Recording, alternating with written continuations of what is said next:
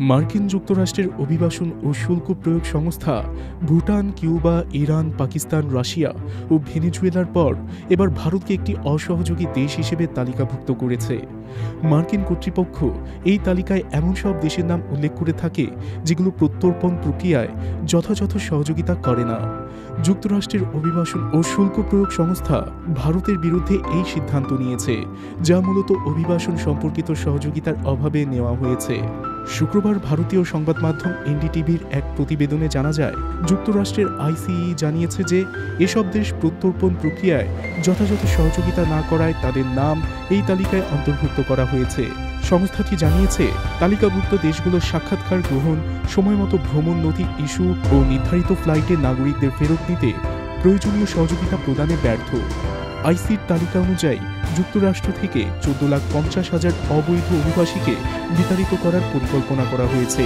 এর মধ্যে প্রায় 18,000 অভিবাসী ভারতীয়। সাম্প্রতিক বছরগুলোতে প্রায় 90,000 ভারতীয়কে যুক্তরাষ্ট্রে অবৈধভাবে প্রবেশের চেষ্টাকালে আটক করা হয়েছিল। তাদের অধিকাংশ পাঞ্জাব, গুজরাট ও অন্ধ্রপ্রদেশের বাসিন্দা।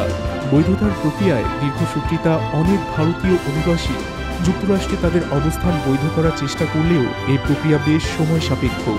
বৈধতার আবেদনে 2 থেকে 3 বছর সময় লাগতে পারে। অবশ্য যুক্তরাষ্ট্রে অবৈধ অভিবাসীর সংখ্যায় ভারত সবার ওপরে নয়। 2,61,000 অবৈধ অভিবাসী নিয়ে শীর্ষে রয়েছে হন্ডুরাস।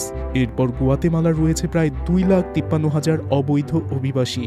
এশিয়ার মধ্যে চীন প্রায় 37,908 জন অভিবাসী নিয়ে শীর্ষে রয়েছে, আর ভারতের স্থান 13তম।